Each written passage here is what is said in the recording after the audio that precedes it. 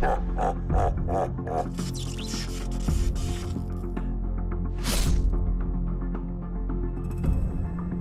shout out to Blazing Boost for sponsoring today's video. If you guys are looking to get anything Destiny 2 related, especially with the new Season of the Plunder, the new raid King's Fall, these guys will get it done for you.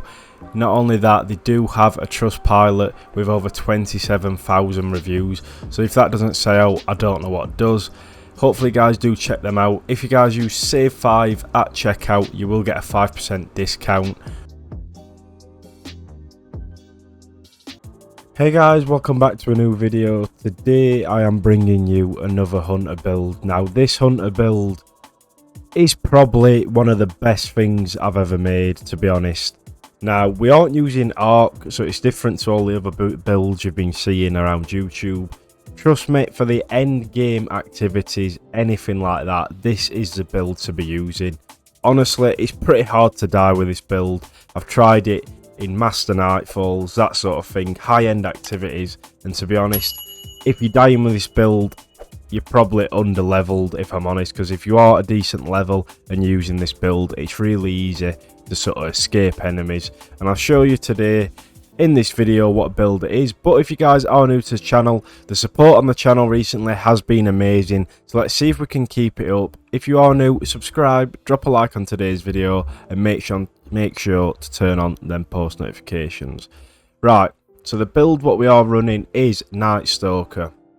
Now you may be thinking Arc's out, I want to use Arc. I have covered an Arc build if you guys are desperate to be using it, but trust me, this is probably better than that, if I'm honest.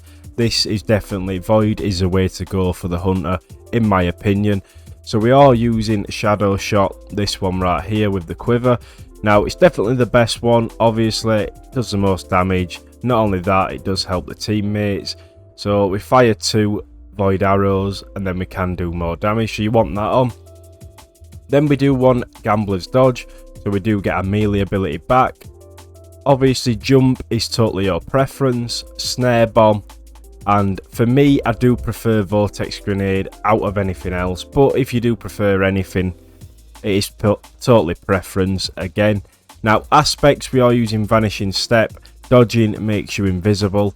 This is a must, to be honest, make sure you've got this on.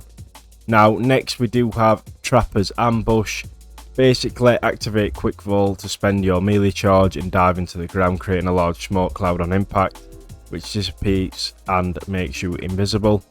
Your smoke bomb makes nearby allies invisible when it attaches to nearby services or targets. So pretty much this is the build. If you guys want that end game, you can go invisible practically all the time. So if you're ever in a sticky situation, you will be able to get out of it. Fragments, we do have Echo of Leeching. Pretty much just so we get that extra 10 resilience, so that we do get that 100. And then same again with this, Echo of Dilation, we get that 10 mobility, 10 intellect, and not only that, we do get obviously sneak faster, but it's not a big issue that. And then we do have Echo Obscurity. So if you are struggling with your invisibility, which you shouldn't be, Finish Your Final Blows will give you that invisibility again. So not only that, what it is good against is champions, this one. I don't see a lot of people using this, but if you're versing a champion, he's got that last bit of health.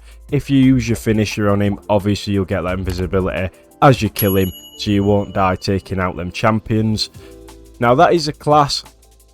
Now let's talk about the weapons. To be fair, you don't actually need a certain weapon on. I've built this build with the Heart Shadow because obviously if you guys have this, you will be going invisible if you can get a kill with your heavy attack. So it is worth it if you guys are sort of seriously struggling. Like I said, this build is around this sword as well, but it's not necessarily needed. You can use a Storm Chaser, Taipan, and obviously anything you want, because we do have sort of backups for that invisibility. So the weapons aren't such a good sort of thing that's needed. It's totally your preference again on that front. Now the only mod I do believe we need, obviously if you're doing high-end games, you'll have to sort of change it around, but you will need obviously barrier, that sort of thing, for depending on what activity, but you guys know that. The only one you really need if you are running a sword I believe is Sword Scavenger, and I think we do use Focusing Strike in today's build. So it's just them two there, so make sure you have them equipped.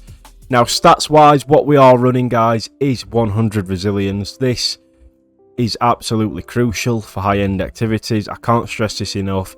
If there's any stat you need 100, it's resilience on pretty much every build from now on. So we are running that, and then we do need 100 mobility. If you guys can get both, perfect. With the sort of weapons and armor I've got now, well, the armor, I can't get that 100 mobility, but it doesn't matter too much. As long as it's decent, it will do the job. Now, going on to the mods, what we do have here is mobility mod, hands-on.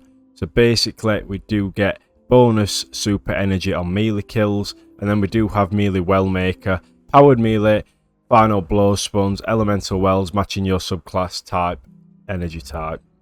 Moving on to the arms, we do have resilience mod, focusing strike, momentum transfer, and elemental light. Now for the chest piece, what we do have is mobility. We do also have thermo shock plating and concussive dampener.